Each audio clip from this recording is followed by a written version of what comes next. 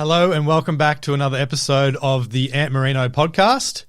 I'm your host, Ant Marino, and if you're a returning listener or watcher, thank you very much for returning. If you're new here, welcome. Like I said, my name's Ant. I do interviews with people from all walks of life, talking about mindset, motivation, personal development, spirituality, fitness, and all things life.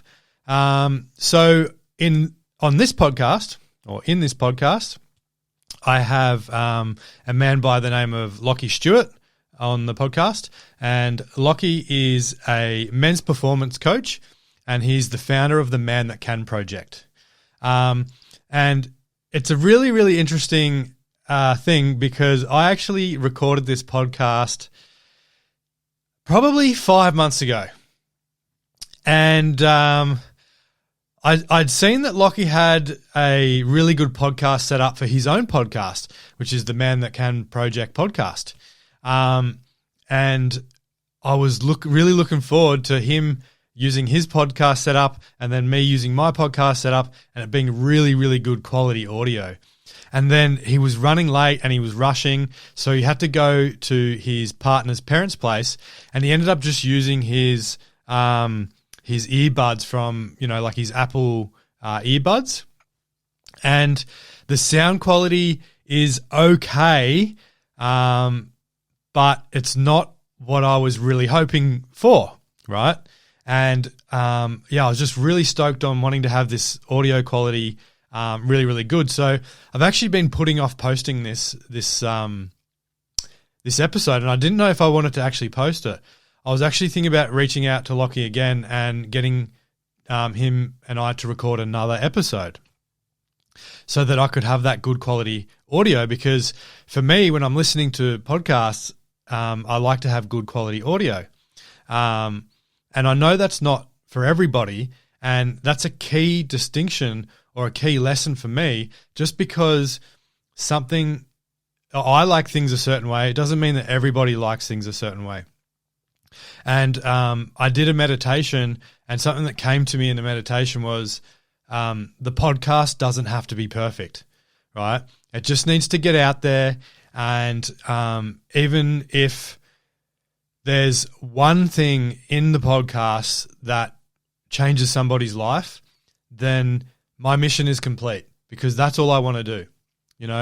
I want to have this podcast so that if it changes someone's life, even just one person's life, then that is fucking awesome for me.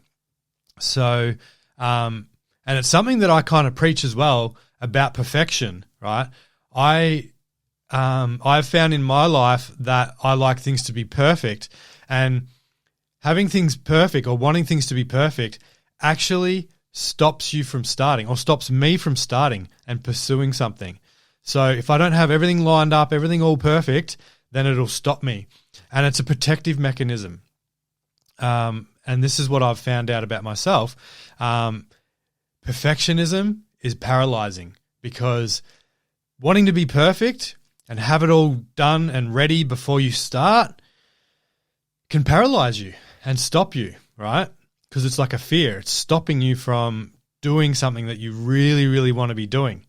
And so, in that meditation it said the podcast doesn't have to be perfect. So I've decided to post this podcast the way it is, with the audio quality the way that it is. That is just a little bit of a lesson that I've learned about myself, about perfectionism, and I thought I would share that with you guys too, because it may seem like I have everything figured out from behind the camera, or wherever you're listening to this. You might think, oh yeah, this guy, he's putting stuff out on the internet and, he's confident and all this kind of stuff. But in actual fact, I've got my own insecurities and stuff, and a lot of things can stop me sometimes, and I've got to push past that scarcity and actually just fucking post it, or in this case, put the podcast up. So anyway, a little bit about Lachie. Like I said, he's a performance coach and the founder of the Man That Can project. And the Man That Can project is basically a project to help men find momentum in their life, and purpose, so they can live the life that they want to live, and the life that they desire. So Lachie helps men take ownership and learn the tools to take ownership of their lives, and help them recognize the value that they have to give to the world. So in this podcast, he talks about his story and how he's a professional athlete, and he thought that when he became a professional athlete that his whole life would be figured out, which it didn't. And that's the case for a lot of people. So he then had to go on a journey himself and learn about himself and what really fulfilled him and what made him happy and all that kind of stuff. So we talk about that stuff, and then he talks about daily routines and the non-negotiables that help set him up for a better chance to succeed and to win at what he wants to do. So, I just want to thank you guys for returning, listening, or watching. I hope you enjoy the episode. If you did enjoy it, please like wherever you're listening to this or watching this. Please give it a 5-star review if you can on the platform that you're listening to, and also put a written review or a comment, and subscribe to wherever you're listening and watching to this. I'd really appreciate that, because then it can push the podcast out to more people. So that's enough jibber jabbering from me. I hope you enjoy the episode and have a great day. Bye. Today I have a Australian gentleman by the name of Lachie Stuart from the Man That Can project on the show. Welcome to the show, Lachie. Thanks, Ant, and thanks for having me, mate. It's I'm super humbled to be on the show. Yeah, mate, I'm pumped for you to be on the show too. It's been a long time coming, and yeah, for anybody that's listening, we met back in Bali about a year and a half or 2 years ago or something like that, and Lachie was just one of these people that I just felt super comfortable to be around, and super safe, and just could be myself, and he was just a really warm, welcoming kind of person. So so pumped for you to be here, mate. Mate, it's funny. Don't worry about where I was thinking. I was thinking about this in the shower last night, how we actually met. the shower's where I do my things. Yeah. Then I had a laugh that I was thinking about it in the shower. But yeah, it was cool how we met through Wanderlust in Bali. And I think it was 18 months ago, the middle of 2019. Yeah. Like, we pretty much scrapped last year. But yeah, I know. It was great to cross paths, and we had a heap in common, which is always a great way to connect and have good conversations. Yeah, sweet. So Lachie, just wanted to get you to kind of introduce yourself a little bit, like what you do personally, and obviously like with the Man That Can project. Yeah, awesome. So yeah, my name's Lachie. I am a men's performance coach. So I focus on helping men to take ownership, so learn the tools and create the awareness in their life to take ownership and learn to love themselves and recognize the value that they have, so we can continue playing a bigger game for us as individuals. And it started for me from off the back of my own, rise and then downfall. I was a professional athlete, playing rugby over in Europe, and I think maybe like a lot of people can relate to, you think when you see people who are in the spotlight and have all of that sort of stuff, life should be pretty good for them. And that's what I sort of grew up believing, that once I became a professional at something, I would get the money, I would get all the chicks, life would be awesome, right? I would get the recognition, and that's why I worked so hard to achieve that. Found out very quickly that it's not like that. You're still a normal human being. You have the same struggles. You have the same challenges that all of us face on a regular basis. But what I found for myself, being in France and not speaking French, I was very lonely. I was very isolated, and I was still dealing with the same challenges in my head throughout that whole process. So, that came crumbling down, and end of 2013, I hit what I call rock bottom. People call it their breaking point. You see, especially a lot of men go through that.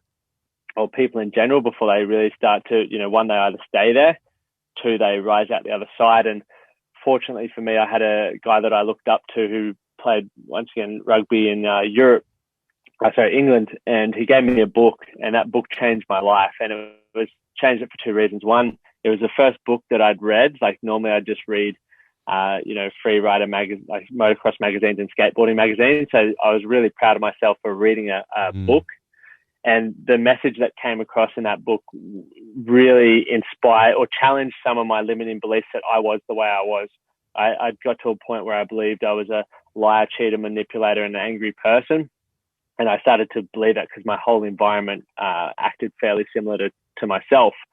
So that book made me hungry, and it made me very excited to continue learning. So I sought out books, I sought out podcasts, and I started documenting my journey. So Instagram became a powerful platform for me because I wanted to share what I was learning. One, because I was so excited. Two, I wanted other people to know what was out there. And three, I was a very poor communicator. So I used video as a way to improve how I spoke and improve my mannerisms and stuff like that. And it built a following. And it got to a point in 2017. I was in Europe and I was on my way to the pub in Austria or Germany. And I was walking to get a pint and a schnitzel, and I was talking to my missus, but someone had messaged me on Instagram, and I can't remember specifically what it said, but it triggered me to think, if I had one thing when I first started my journey of like trying to figure out life, and probably for a lot of men where we can relate to, was if I had this one thing, it would have really helped me avoid a lot of the mistakes that I'd made and gone through the mental and emotional pain that I was suffering. And for me, I thought it would be, unbelievable to have access to men from all walks of life who are open to talking about what it's really been like for them. It's easy, as I said at the start, to see athletes or movie stars or whatever on the big screens and go, I just want to have a life like them. But you don't really know what's gone on to get there, the failures that they've overcome, the criticism that they've had, and all that sort of stuff. So I wanted amazing dads. I wanted a successful businessman. I wanted incredible athletes. I wanted people who have incredible work-life balance. I wanted people who just were so fulfilled. You got in contagious energy. I wanted to know, one, what it took to get there, but two, what they overcame to get there, the shit that they went through. And that's when I was like, right, we're creating men's circles when I get back. And I did a video and launched the first men's circle back in start of 2017. And the Men at Camp project's just always been solving problems from that, right? We're seeing a pattern for what men are going through. How can I solve that pattern, that problem? And then it's been, how can I solve that while still, and this is the selfish part, while still keeping it fulfilling for myself. So, I never want to, there's so much stuff happening in I guess just in general health or holistic health at the moment with men's work, the Me Too, there's so many movements, which is incredible, but it's how do I achieve the outcome that I'm looking to achieve for myself and for other men while still enjoying it, not just, I guess, I'll say selling out because it sort of portrays it, but it's like going to a different style just because it's the new cool thing, even if I don't enjoy it, if that makes sense. So that's, been the journey of, I guess, the Men at Camp project and how it came to be. Yeah, it's amazing, mate. And you mentioned something like quite important at the start there was about,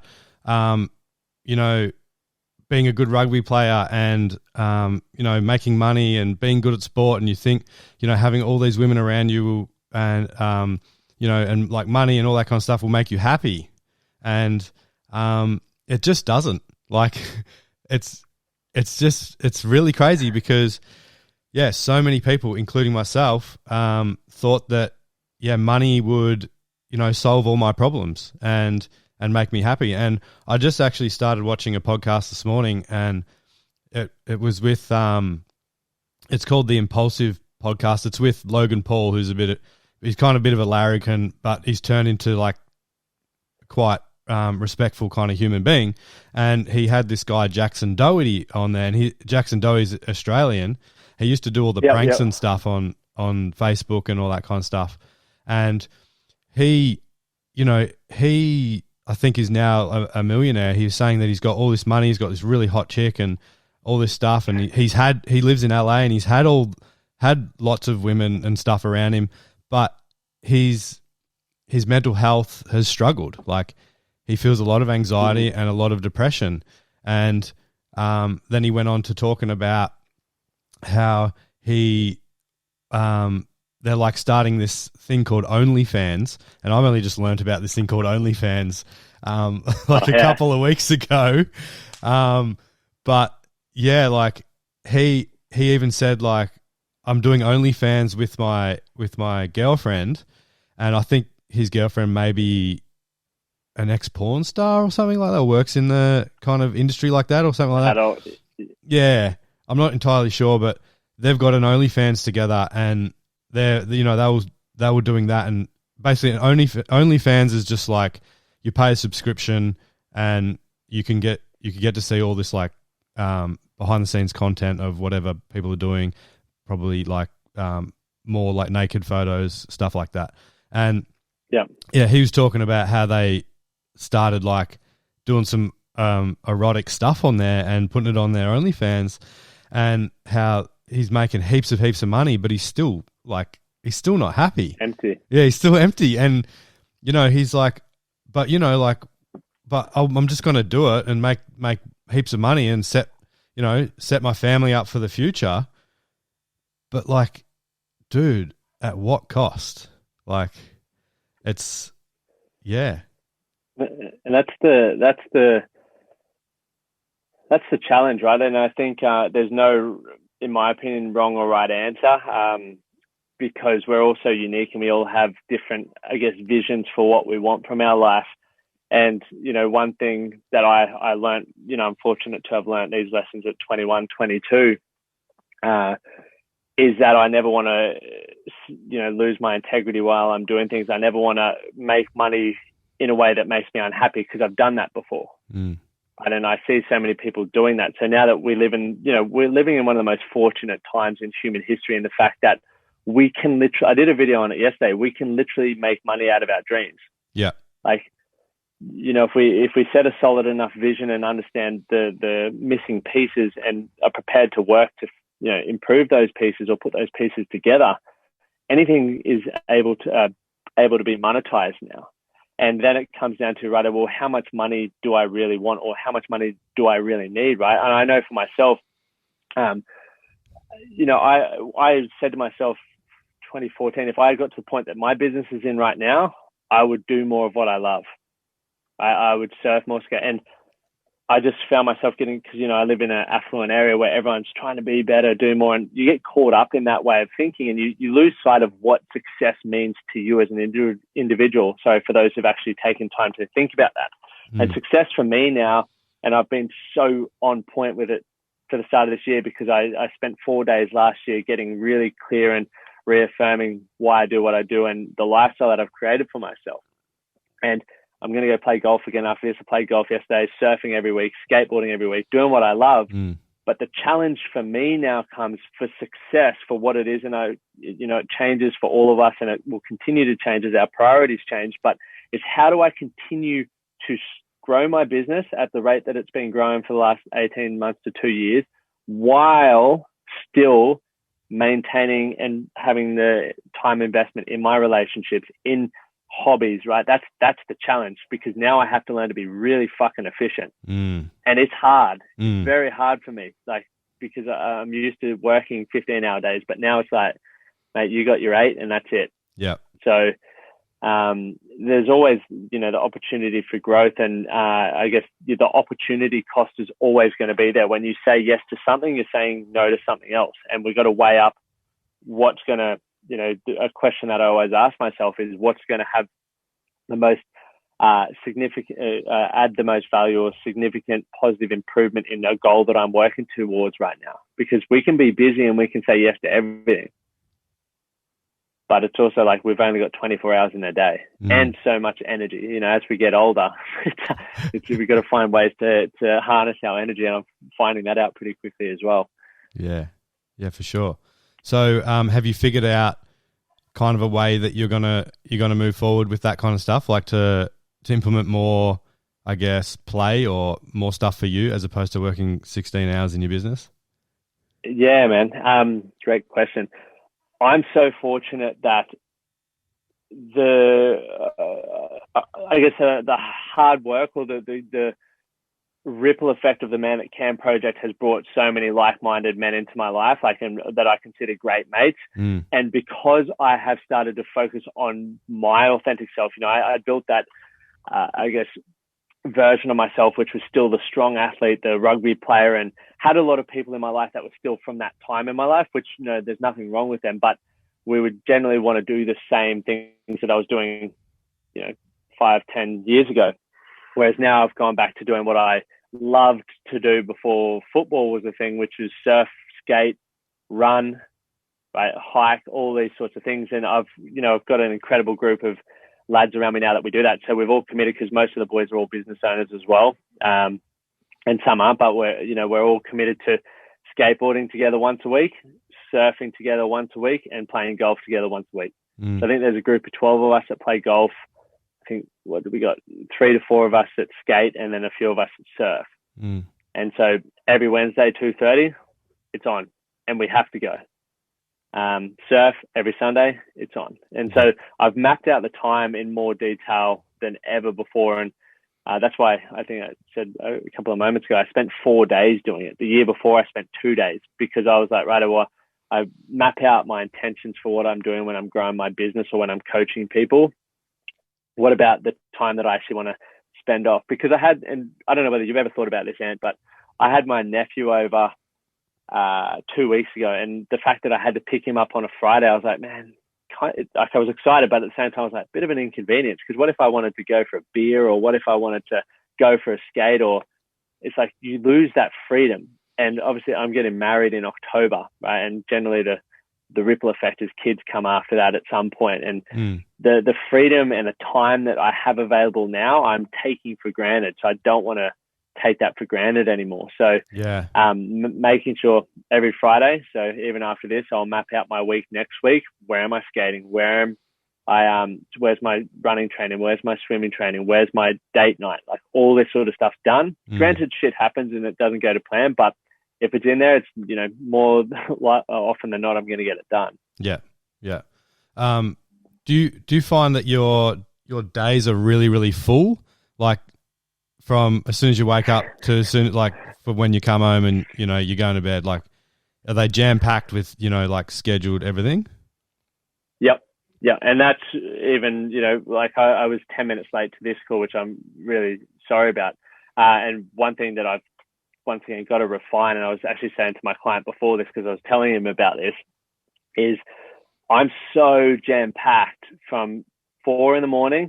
till 3 p.m, that if something goes wrong, there's not really a buffer zone. And one thing that I've noticed, just especially over the last month, because it's been so intense, while it's been great for business, while it's been great for everything else that I'm working on, it's slowed my creativity in terms of, I feel fatigued. I love interacting with the Man That Can group online, and I love producing content, but I feel so flat, and I feel not uninspired, but I feel just like it's a big effort to do a video or to do a Facebook Live, which I really enjoy doing. But, by the time I get to that, I've been just burning the candle that it's hard. So it's funny that you asked that question. So this afternoon, when I plan my week, I'm going to give myself 30-minute buffers and hopefully, 2 hours a day to read and to get creative again with content. So I've recognized that. As much as it's been awesome, I feel like I'm also lagging in some other areas as well. So, and that also comes down to the fact that I am committed to skating. I am committed to those things. So normally I'd be like, oh, no, I won't go to golf this sub. I'll read for a bit or I'll chill. But because I've got accountability there, I have to go. So now the accountability has to fall back on me, allowing for buffer zones. Yeah. And you end up finding yourself being more, I guess, fulfilled or energized or inspired after you go and do the skateboarding or the golfing or whatever it is? 100%. Yeah. To me, it's what life, like, as much as, I love having personal breakthroughs for myself, and I love seeing other men improve their life. The fact that I can just go hang out with my mates and, you know, just have some downtime and do something that really enjoys me, but plus have, you know, get to connect with mates at the same time. I feel you go back feeling inspired because once again, I know, you know, it's 90 minutes for 9 holes of golf roughly. So I've taken 90 minutes away from something else. It could be from my partner. It could be, I could be, you know, running, training. I could be working, right? So now that I know I've lost or I've sacrificed time in those areas, I'm now inspired to go do those other things as well. So as much as I'm focused and excited in those moments, the opportunity cost of being at golf is I'm not doing this, I'm not doing this. So when I do get to focus my time there, I'm hungry. I'm so excited to be doing that. Yeah, cool. Because I found I used to live my life very just like flat out all the time, always doing something. Like work was, you know, probably 10, 11 hours a day, and then I'd come home and then do something around the house. And I was just always tired and didn't, you know, like didn't really have a life and just felt gross, I guess.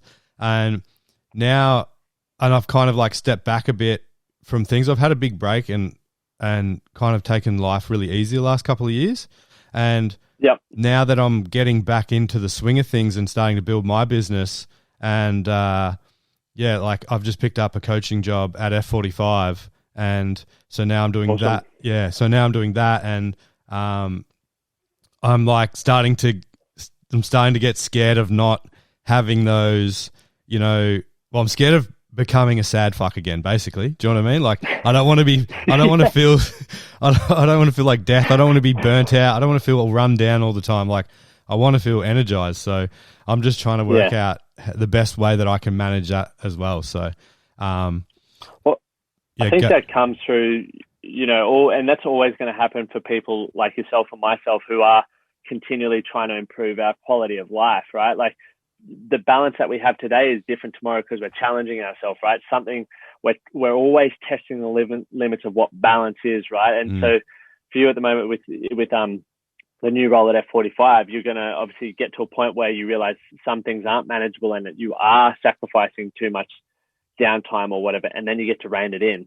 And then, you know, it's always going to be moderating because you're never going to stop. I don't believe you will, knowing what I know about you. You're going to always be pushing the envelope to be better, but it's how do you still allow it to give you what you want while doing that? And that, you know, I'm probably going through the similar thing to you, and in that respect, and it can be daunting because you're like, fuck, I'm nervous about the, you know, and this also comes down to, you know, you have to look after your health. You have to have the right people around you because shit will get tough at times, and there will be unrest, and there will be late nights and all of that sort of stuff. But if you have the other things supporting you to do that, you know, the goal is then to work back to that equilibrium. Yeah, exactly. And I think, like big key is self-awareness and listening to your body and stuff like that. But also, not being scared to just like have a rest, and like we live in that hustle culture, you know, like just keep going, grinding, going. But that's when we can get, you know, really burnt out. I saw this quote yesterday. It was like, if you don't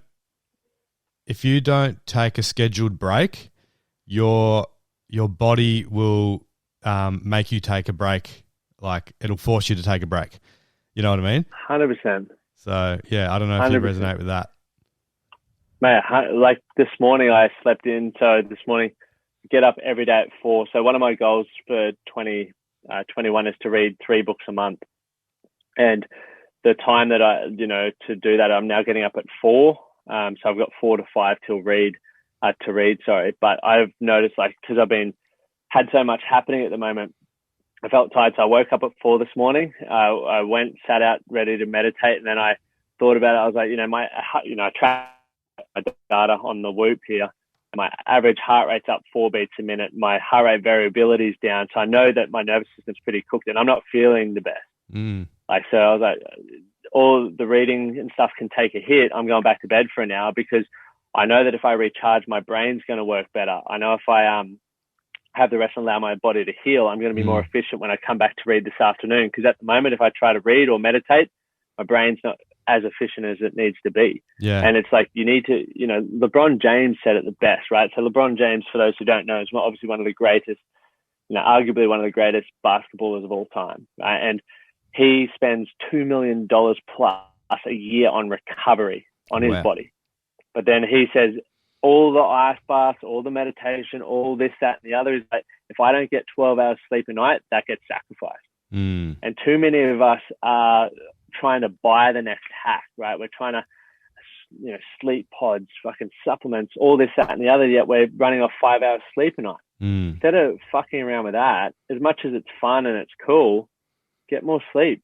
Yeah. And that's, once again, I'm not perfect at that, but I'm starting to realize that, hey, instead of going to the ice bath, how about I just go get some sleep? If my brain, if I'm, my memory's not as sharp, or if I feel like I'm reading slower, right? Because those who read a lot, you'll notice if, I average about 15 pages every half hour. So I wouldn't say I'm a fast reader, but that's what my average would be. But if I'm on, like if I haven't been drinking, if I'm well rested, I'm up to 20 pages in half an hour.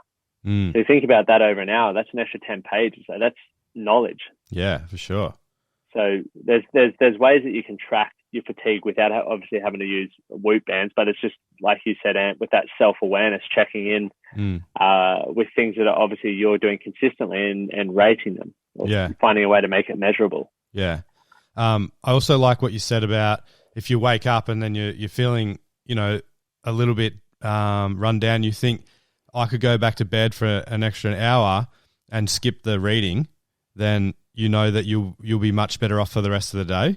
And I think, including myself, people can get too rigid in their, routines, being like stuff like reading or let's say it's stretching or whatever, something like that. When, you wake up and you go, oh, like I feel a little bit run down. But I've still got to, read my 10 pages and I've got to, friggin', I don't know, color in a coloring book or whatever it is. When you can just go like, well, actually, if I fucking rest right now and take that extra hour to sleep and rest, then I'm going to be way better off doing that throughout the day, because when you don't, everything's a struggle, everything's a push, like you're fighting against that fatigue or, that feeling of being run down, and you'll be very unproductive. Like 100%. You know what I mean? Like if you just take that hour rest and put the book down, then you'll end up being a lot more productive throughout the day. Well, you've got to earn the right. It's like exercise, everything, right? Even money, right? You got to pay yourself first. And you do that through sleep, right? Sleep is the best way to activate your parasympathetic nervous system. It's the best way that you obviously get the rapid eye movement sleep. You get the deep sleep, which is healing the physical and the mental aspects of yourself, right? It's a full reset. So for me, and this is why I'm so disciplined in the fact that I'm in bed by 9, up at 4, and I can do that consistently, right? I know that every sort of 3 to 4 weeks, I need to have a proper 3-day sort of rest. I know that. That's pattern. Yeah. But I also know that those extra 3 weeks are really beneficial for me. But I have to earn the right. So even, I don't go out and drink, a lot of alcohol, or I won't stay up later watching a movie. And once again, this is a choice that I've made based on the goals that I've set. Not everyone's going to be this strict, but if you're running off 4 hours, 5 hours sleep, you're not going to be able to train as much. If exercise is a priority, you're sacrificing the right or the ability to train hard. You are, whether you think so or not. It's the same with if you're carrying a bucket load of stress from work, you're sacrificing the ability to train well. So you got to give back to yourself. So even, use this morning, for example, and so I lost an hour of reading. I've still got to make that reading up, because that's paying myself first. That's what I consider pay myself first. Yeah, okay. Working on me, right? At the moment, I went straight into my webinars this morning, and then have been back to back with clients ever since. right? So I know now I still got to pay myself, right? And even though I said pay myself first, that's why I normally do these things in the morning. I still got to pay myself. That's an agreement. So I've got to find an hour later today, which I've already, made sure the time will be there after golf before a concert, where I get to read, and I have to read. So how I sort of look at that, right? And for those who maybe worry when you reshuffle your day, it goes back to looking at what you've got in the day ahead. Okay, and going, okay, well, if I've sacrificed golf, where does that sit? Reading, where does that sit in my list of priorities for the day? And you go, right, it's still probably number one. Yeah, okay.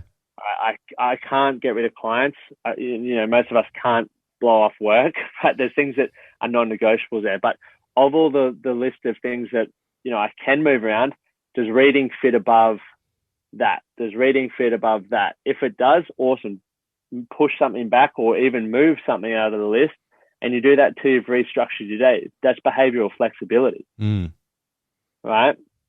And a lot of us just fully would wipe it. And once again, going back to what is important to you and the outcome that you're looking to create. But I think for me, physical health, training my brain, so through reading, are the non-negotiables, because I know if I invest in myself that way, in 10 years' time, you think of the compound growth in knowledge and experience and implementation. It's huge. Yeah. Rather than, so I don't even remember how I got on that, but yeah. It's a hard thing to figure out if you know that you're pushing yourself or you're, I guess, doing your non-negotiable kind of stuff. Like it's hard to find that line. And you can't, and I guess results help you find that line, right, as well, because it's very easy to fall back the other way. Yeah. And a lot of people struggle with it, as they don't want to get up at 5 because I'm tired. That age-old excuse. I didn't go to the gym today.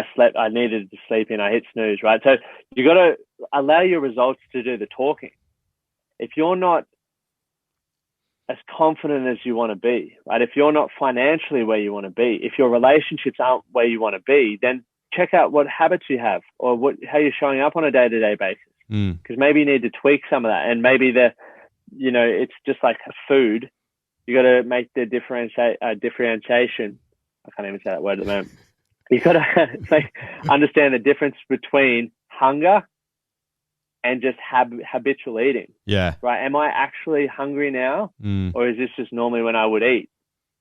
The same goes for mindset, relationships. Is this normally, I've got some bad habits in relationships where sometimes I'll just get angry for no reason, like just weird stuff. And I got to check in, is this something that I'm not doing? And it's generally something that's out of alignment in my life that I need to work on. Right. It's that the shadow self they sort of talk about. Your projection on someone else, which I've identified in myself. So if I feel that coming on, rather than being a prick or getting angry for no reason, I just put the hand up and ask for a timeout. I'll go read, or I'll do something for myself. Yeah. That's really important. It's like you and it's coming. Like you can feel it. Like you don't just all of a sudden out of nowhere just snap at your partner. Like it's something that's building up slowly. I resonate with that for sure. And I mean, I haven't been in a relationship for a very long time, but I do remember back with my ex-fiance, I should say, where I would kind of snap at her, or kind of, I don't know, I guess just get shitty at her for nothing. And it was because it was building up over other stuff. You know what I mean? It might have been work or something else that she had done or whatever. And I think what you said there, it's important to put your hand up and say, hey, I need a bit of a time out. And, even though they might be wanting to do something with you, it's important to say, hey, look, I can feel myself getting this way, and I don't want it to spew out onto you. So, I'm just putting my hand up to ask for a bit of a time out. It's it's funny. You're parenting your own kid. inside of you. Like 100%. Yeah. 100%. Well, it's once again going back to accepting responsibility. If you don't take the time to, you think about emotional intelligence, right? So it's how do you understand your emotions? How do you perceive your emotions? And once again, this is your emotions and the people around you. How do you use them and how do you manage them? If you don't ever take time to do that, you're not taking responsibility for your life. It's just like if you don't ever, I guess, learn nutrition, right? Or learn how to make money or learn how to improve your mindset, right? That's on you. Because from the age of, let's say even 18, let's say 13, but 18 max, right? You have the ability to go out and source information yourself. From, 13 under, your parents maybe control it. You're fed stuff from your environment, your parents' friends, all that sort of stuff. Cool. But from that point, if you are struggling in any of those areas, that's on you. And some people, and I didn't admit that till I was 24, right? Or I didn't accept that, till I was 24. And I see people in their 50s and 60s that I work with that still don't acknowledge it. But wherever we are in our life is because we haven't taken responsibility for it. And the emotional, you got the logic, rational component of your mind, which everything has to make sense to, and we need a plan, we need all that. We've got the emotional part, which, controls a lot of us, right? How many, you can Google how to lose weight. You can Google how to make money. You can Google anything you want.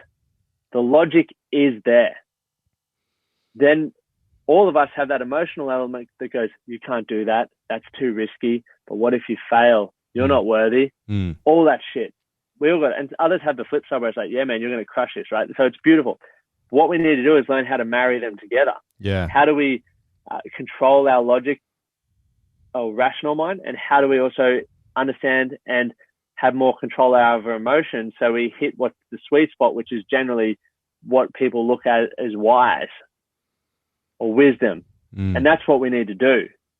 So if you're not taking ownership of that stuff, then from, for those who are listening to it, this is that point in your life where you go, cool, I'm responsible for everything that's going to happen in my life. I'm responsible for where those components of my life are at, and I'm excited about changing it. Don't beat yourself up and going, fuck, I could have been way further ahead. Look at it as like, cool, I've now established my point A or my foundation. Let's build. I'm in control. I'm after it. Yeah. A lot of people, that when they start to learn about self-development, whatever, they're like, oh my God, I'm so far behind.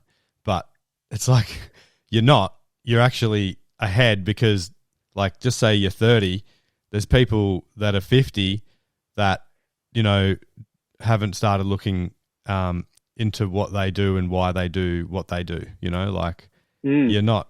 And I did this as well, and I'm like, I'm so far behind people, and because I was judging myself because I was like comparing myself to other people. So yeah, it's a hard thing to do, but it's relative, right? Yeah, it is to the outcome that you want, and yeah. So I want to take it back to something that you kind of spoke about at the start, and that was with men. And talking about, I guess it was kind of like finding a purpose. I guess everybody can find a purpose in doing stuff, and they can make money off doing whatever they want. What,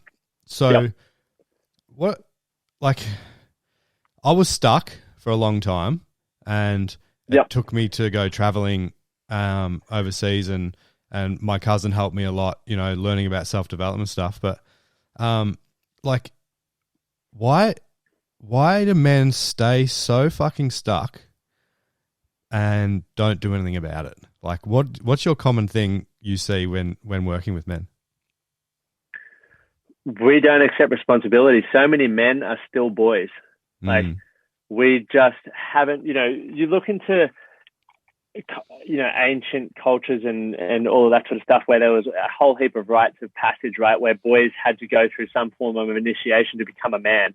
And unfortunately, society today, where, a lot of boys go from their mum or some parent really spoon feeding them and you know, doing their clothes and doing every left, right, and center. Oh, poor Lachie wouldn't ever mess up. Or, oh, come here, Lachie, let me give you a hug, which is fine.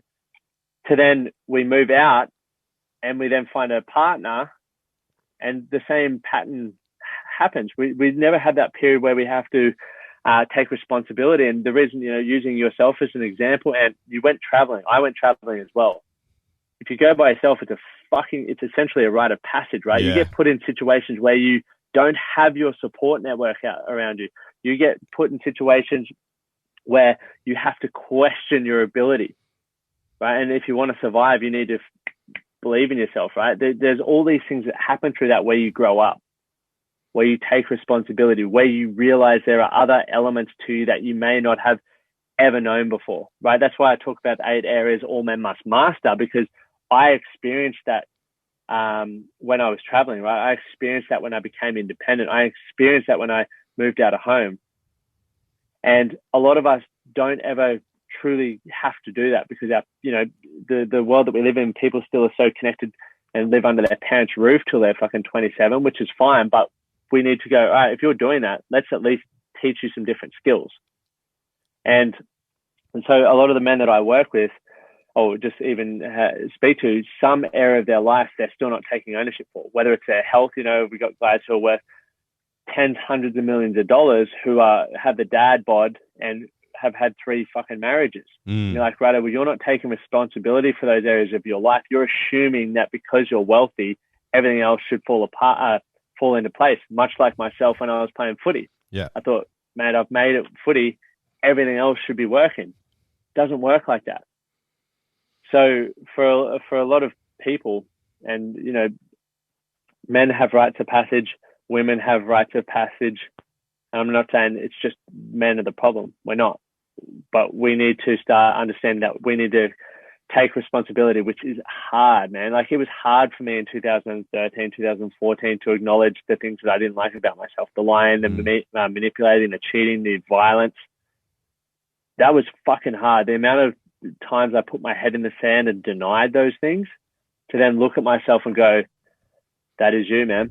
Yeah. You can either sit there or you can, you know, start working towards it. And do you know, actually, one of the hardest things, especially in Australian culture with tall poppy syndrome, when I actively started trying to change who I was, people were just like, nah, he's full of shit. He's, you know, this, that, and the other. I had Facebook groups made out about me. So I didn't have that supportive environment around me, but I was so headstrong, I stuck to it. So there's a lot of people who, you know, men who will be listening to this, or people in general who know they can be doing better, who want to do better, who want more, but they're just afraid to stick out. They're afraid to be potentially criticized. You know, there's all these things, once again, going back to that emotional component of our mind that holds us back.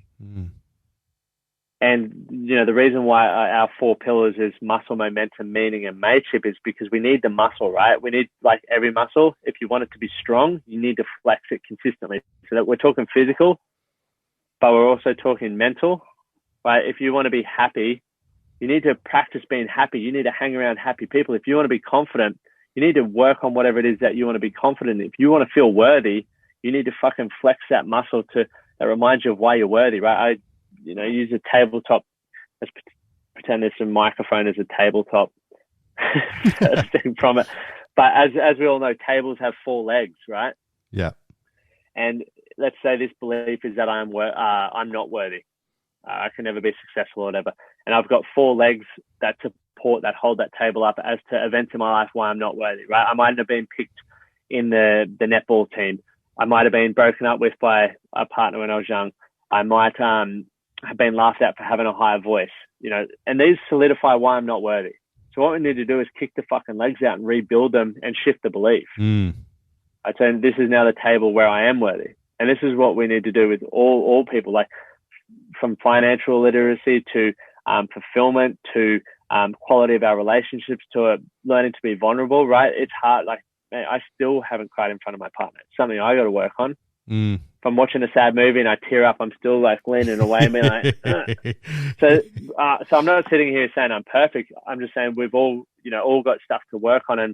And the reason why we're not, a lot of men are where they are, is they're not taking responsibility for everything in their life. They're passing the blame. Life's too busy, work's too much, there's not enough time, this, that, and the other. And it's like, cool. Well, is that serving you? Maybe, because you don't have to accept responsibility. But when you have a heart attack at 50 years of age, or if you get a metabolic health disease, or if you're, wealthy but have no family or friends around you, then that's on you. All of that's because of you. Yeah.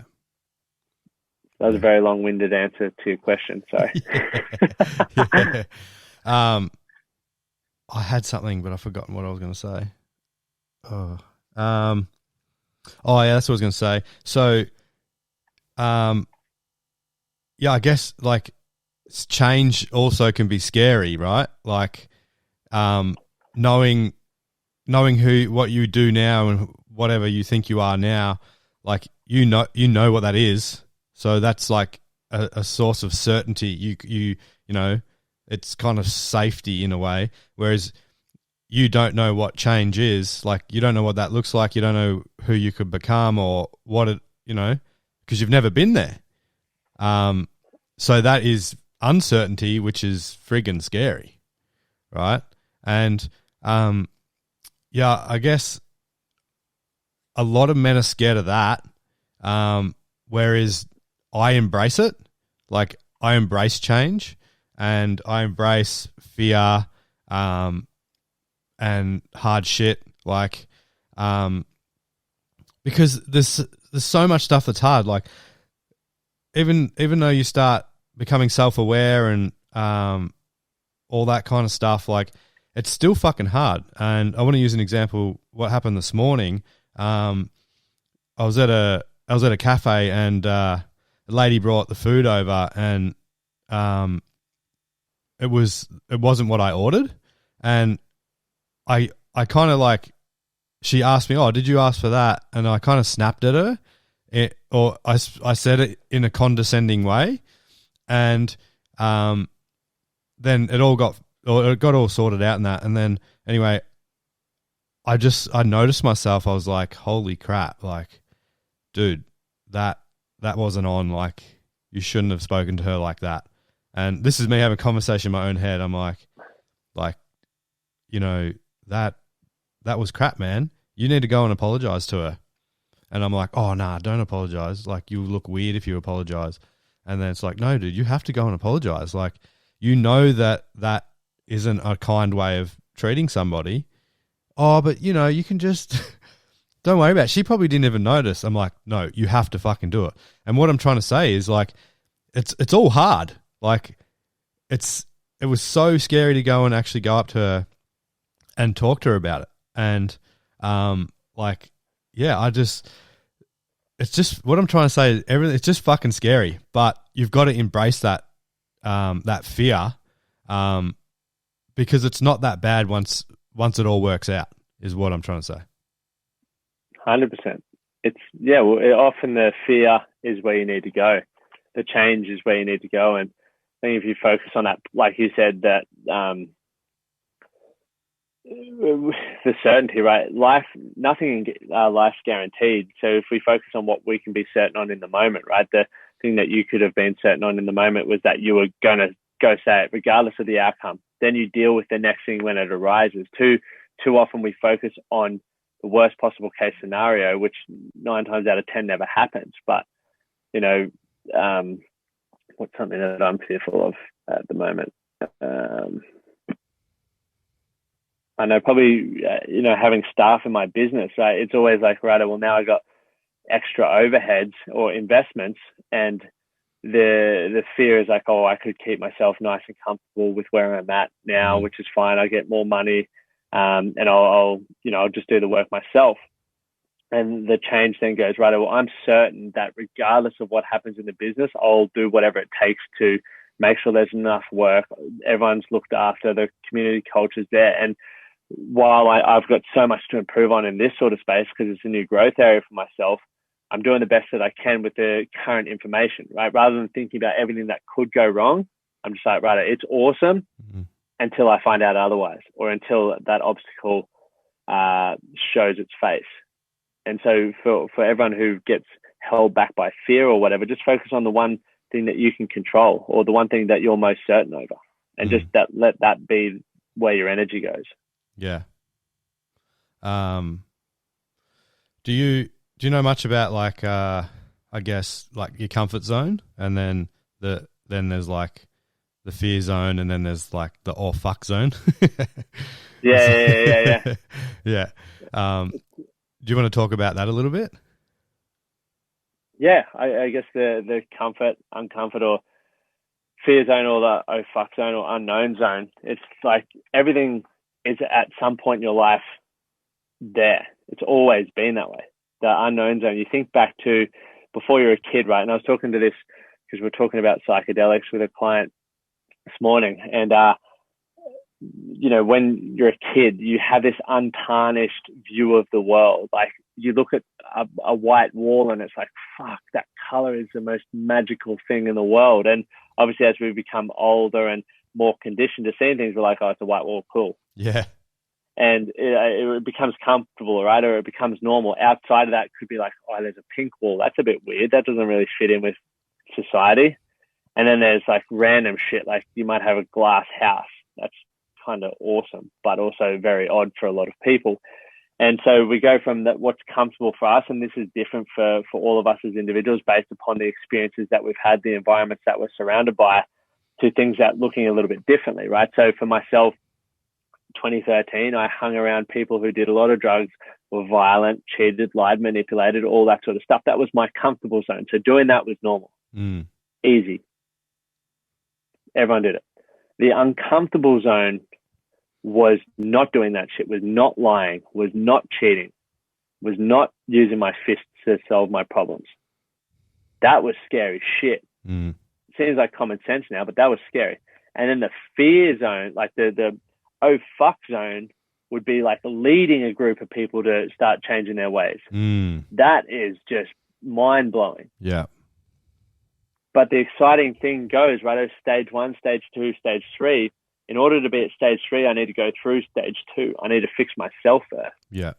And what does that look like? Well, based upon, I guess, where I'd like to get to and what my view is in that space, for me, it was to not lie, to not cheat, to understand why I acted and behaved in those ways, to do it consistently enough to know that I'm not just doing it for a year and then falling back. Because I had those patterns. I would be all in on something, then I'd break, all in on something, break, all in on something, break. So people knew that. So I had to prove to myself that I was in for the long haul. And then it was like, cool, now it's time to, do that. But then with that, oh, fuck it. Like I never thought I'd be where I am today. Never. I thought if I was going to be in the position I'm in right now, it would have been through sport. The fact that I'm doing it through running a company is next level. Yeah. It's mind blowing for me.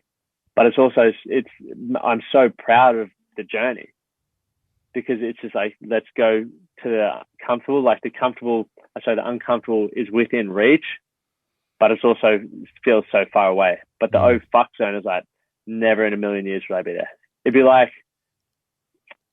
someone who's never kicked a footy before having a dream to play AFL. Yeah. That's like, oh fuck. Yeah. I need to learn how to kick a football on the run. I need to learn how to catch a football with someone pushing me in the back. But the comfortable zone would be, the uncomfortable zone would be, let's just learn how to kick footy first. Yeah. Let's sign up and play footy. I don't know what, I just went on the weirdest tangent ever, but yeah.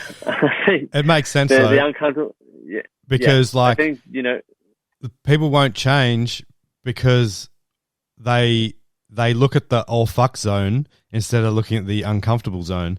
Like they look at the I want to be a professional football player, and it gets too overwhelming because they're like, how the fuck do I do this? And then they don't even start. They don't change. Whereas they should be just looking at the uncomfortable zone, like look at both, say, okay, well, that's where I am. That's where I want to be, but that feels really overwhelming. What are the smaller steps, and that is learning how to kick the footy, and that's the uncomfortable zone, right? And I believe that is for anything in life, and and I've really had to, kind of learn that. I think I heard it on a podcast. It was like through, it was talking about the state of flow and being in a flow state, and how, being in a flow state, like you're living on that edge of, uncomfortable and fear zone, kind of thing. And if you go, as soon as you go into that fear zone and everything feels a little bit like out of your control in a way, or your expertise, then that's when you lose your flow, because you start, I guess, becoming very overwhelmed. Yep. Yeah. Which is, if you can create a vision for yourself, this is why I always start with a vision, and it should make you uncomfortable, because that sets a roadmap for the goals, right? For what you need to achieve in order to make that possible. And you just break it down to, I wrote a 10-year vision back in 2015, and it's wild. I've still got it written down, and I've moved so close to achieving it. But it was always like, okay, what's the next step for me right now? Not this has to happen, this has to happen, this has to happen. It's like, what's next in the line of events in order to make that possible? Yeah. Could talk about this for hours, but I'm pretty happy with what we've spoken about. And I think that some people can resonate with this, with change. So yeah, I hope that people do resonate with this. And I mean, if you've got any questions, please reach out to me, and then I guess, I can try and help you out if to try and clarify some things. But just before we wrap this up, Lachie, I'd like to ask you just a couple of questions, and that is, I know I was going to say, do you have a morning routine? But I know you've got a morning routine. What does it look like? So my morning routine, up at 4, I go straight to meditate. I'll meditate for 10 minutes, or I'll use a brain tap. Once that happens, I will put the kettle on, I use a coffee machine. While the coffee's being made, I'll roll my feet out with a ball. I have a ball just rolling around the kitchen. Probably not the safest place to have it, but it reminds me to roll my feet out. Otherwise, I have sore feet. And then I'll go have my coffee, read. So I read for an hour, and then I'll have my brekkie, and off to the work I go. Off to the work. Yeah. And I do my affirmation, after reading. Oh, yeah, sweet. Next question. You spoke about reading. What are you currently reading at the moment? And what is the biggest thing you've taken away from it? So I'm rereading, as a part of our book club, I'm rereading Lost Connections, the book on mental health. So for me, it's really just highlighting the, other elements of mental illness, and why it's not, a one-size-fits-all approach. But, outside of the book club, I'm reading Obstacle is the Way, which is obviously just diving into the fear and the unknown, pretty much what we just spoke about. Yeah. The unknown zone, and just going after things. Yeah, beautiful. Last question. Could you recommend anybody that I could, I guess, not continue this conversation, but have another conversation with and get on the podcast? Could you recommend somebody else? Oh, man, I could recommend heaps of people. Have you had Carlo Carrillo? Do you know Carlo? Nah. He runs the Conscious podcast. Okay. The Conscious Collective. Yeah. He's an inspiring dude, really inspiring dude. He's based in Melbourne. Yep. But an absolute ripper. So check him out. Yeah, I'll check him out. Sweet. And last one, if people want to learn more about you, where can they look you up? Like social media and website, all that stuff. Yep. So the website's themanthatcanproject.com. Yep. And then Instagram at Lachie Stuart, or at the Man That Can Project. All right, cool. That's where I'm most active. Beautiful work, mate. Well, thank you very much for coming on the show, mate. Thanks. Had a great time, and glad we got this done. And I'm sure we can do another one in the future and talk about a whole heap more. Yeah, thank you so much, mate. Really appreciate it. No worries at all, mate. Take care. Have a great hour. Cheers, mate. See you, bro. Bye. Thank you very much for listening or watching to this podcast. I hope you enjoyed it. And remember, if you liked anything you heard here and you want to reach out to Lachie and talk to him about some coaching, then feel free to reach out to him. I'll put his details in the bio section or the description. And also, if you liked anything that you heard from me and you would like to have a chat to me about some intuitive life coaching and some healing, then also please reach out to me. All my details will be in the description. And I'd love to have a conversation with you. And we can book in a free call to see if we are a good fit to work together. No pressure, no obligations, just a free call, just a friendly chat. See if we would be a good match to work together. So, thank you very much again for watching, and hope you have a great day. Bye.